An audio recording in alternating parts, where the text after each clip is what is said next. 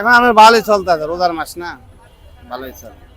বড়টা 60 টাকা আর মাঝারিটা 50 টাকা বেশি। না না না, আগের দাম কোনো বাড়ে না, আগের দামে বিক্রি। রমজানের আগেও আমরা এই মাস 60 টাকা বেচছি, এটা 50 টাকা বেচছি, কোনো দাম বাড়ে না। আগের থেকে একটু বেশি মনে হচ্ছে। কেমন বেশি একটু আমাদেরকে যদি বলতেন। ওই সামান্য কেজিতে 10 টাকা।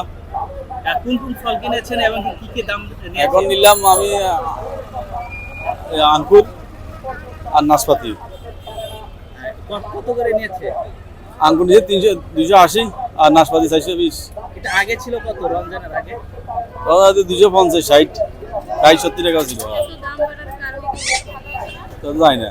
আচ্ছা, দেশের অন্যান্য দেশে রমজান মাসে হচ্ছে সবকিছুর দাম কমে, কিন্তু আমাদের দেশে ভিন্ন চিত্র, সবকিছুর দাম বাড়ে। এ নিয়ে কি বলবেন? আমাদের দেশে মানুষের মন মানসিকতা ভালো না, অতি মূল্যবান ওই ব্যবসায়ী, এই কারণে বাড়ে।